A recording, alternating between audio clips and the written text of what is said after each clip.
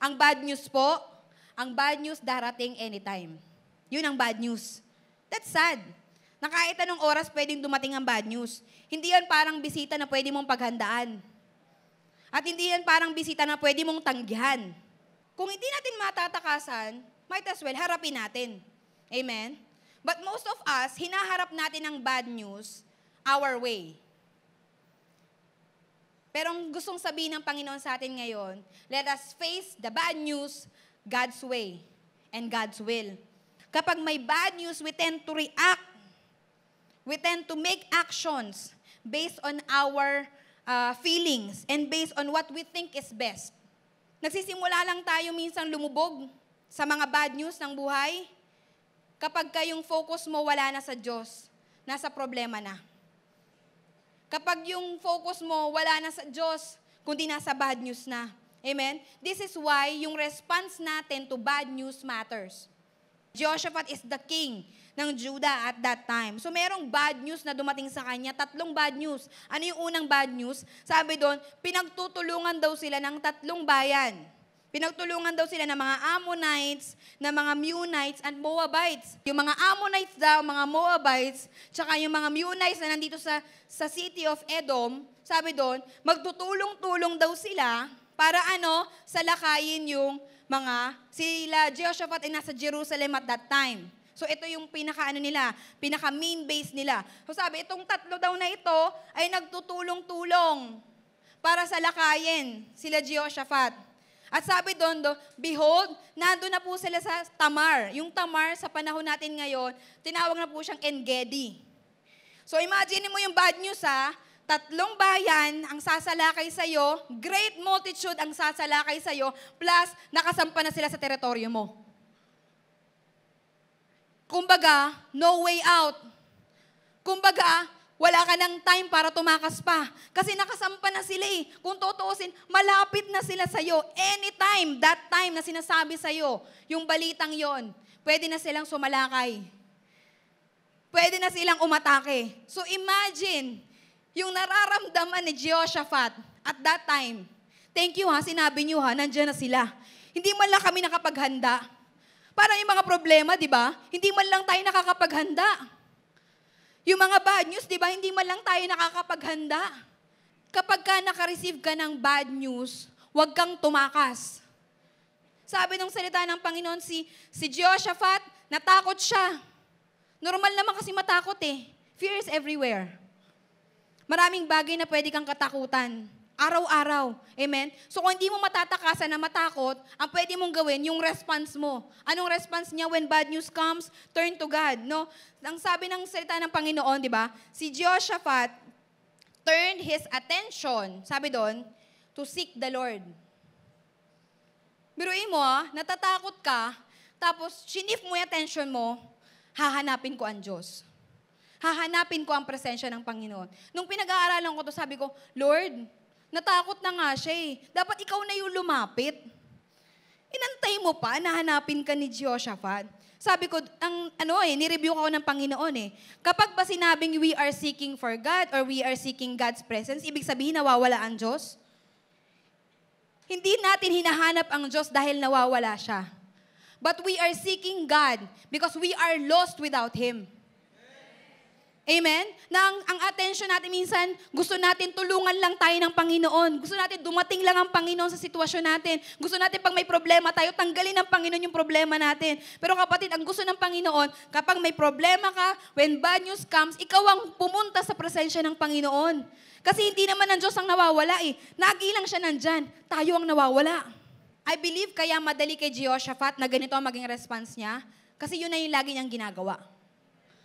Kasi 'di ba, kapag under pressure ka, kung ano yung lagi mong ginagawa, yun yung nagiging response mo. 'Di ba? Kapag nagugulat ka, 'di ba? Kaya nga minsan pa nagugulat ang isang tao, malalaman mo kung talagang palamura yan o palamahal eh. Amen? 'Di ba kapag nagulat isang tao under pressure, ano mangyari? Lalabas kung ano talaga yung laman ng puso. Amen? And I believe si Jehoshaphat, kaya yun yung lumabas sa kanya. Natakot siya, but he turned to God kasi yun yung laman ng puso niya. Kapatid, baka minsan kaya hindi yun yung response natin sa Panginoon kasi hindi siya yung laman ng puso natin. when bad news comes, remember your God. Ginawa ni Jehoshaphat, after niyang i-turn yung attention niya sa Panginoon, kinausap niya ang Diyos. Sabi niya, Lord, di ba ikaw ang Diyos ng langit at lupa? Di ba ikaw ang may-ari ng lahat ng bagay dito sa mundo? Di ba ikaw ang ruler ng bagay dito sa mundo? Lahat ng bagay dito sa mundo ay pag-aari mo? Di ba ikaw ay powerful? Di ba ikaw ay mighty? Di ba? And no one can stand against you, Lord, di ba? Pinaalala niya sa sarili niya kasi ang Diyos hindi makakalimutin, pero tayo makakalimutin. Amen? Sinabi niya yun hindi para i-remind ng Panginoon, kundi i-remind ng sarili niya na, Lord, I know you are so mighty, you are so strong. Wala kang bagay na hindi kayang gawin. Walang imposible sa'yo. Amen? And pagka tayo po ay overwhelmed ng mga sitwasyon, overwhelmed ng takot, the best thing to do is to remember your God. And never let your feelings dictate your faith. Si Jehoshaphat, hindi niya hinayaan yung fear, hindi niya hinayaan yung nararamdaman niya, yung feelings niya, ang magdikta kung anong gagawin niya. When bad news comes, stand still. Sabi sa verse 17, you need not fight in this battle. Hindi mo kailangan lumaban. Kaya pag di ba minsan kinakamusta tayo, kamusta? Ito, lumalaban pa rin. Pagod na ako sa buhay na ito. Laban lang, mga kapatid. Di ba lagi natin narinig yan? Pero yung sinasabi ng Panginoon sa atin ngayon, hindi mo kailangan lumaban. Kapag may bad news, just stand still. At ang solusyon, hindi para takbuhan ng Diyos. Ang solusyon, tumakbo ka papalapit sa Diyos, pour out your heart to God, and see what God can do in your life. Ang kailangan daw gawin, kapag ka may bad news, hindi tumakbo at takasan yung bad news, hindi tumakbo at takasan yung problema, kundi tumakbo papalapit sa Diyos. Pour out your heart. Sabihin mo lahat sa Panginoon, ang laman ng puso mo. Present it to God with thanksgiving and praise. Ang sabi doon, and see what God can do in your life. When bad news comes, give thanks to the Lord. This is illogical. Bad news, magpapasalamat. Kasi di ba pag bad news, magrereklamo. Pag good news, magpapasalamat. Kumakanta sila, give thanks to the Lord for He is good. His love endures forever. Nung nagsimula silang magpasalamat, nung nagsimula silang magpuri, ang Diyos ang gumawa ng paraan. Ang sabi ng salita ng Panginoon, kinos niya yung mga kaaway nila, yung 3 bayan, na imbes na sila Jehoshaphat ang atakihin, sila nag-away-away. Pinagtutulungan nila si Jehoshaphat. Pero ang nangyari, hindi nila alam, nagplano na ang Diyos sa kaisipan niya kung paano sila pababagsakin.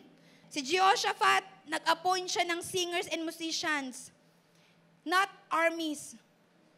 Kumbaga, ang pinairal, God's way. God's will, not your own will. Not your own solution. Kapatid, baka kaya hindi nag-work out yung solution mo kasi hindi yan yung gusto ng Panginoon na gawin mo. They give thanks to the Lord. They gave thanks to the Lord. Not because they like it. Hindi dahil gusto nila. Hindi nga nila yung idea eh. Idea ng Diyos. Not because they like it, but because they knew that the battle belongs to the Lord.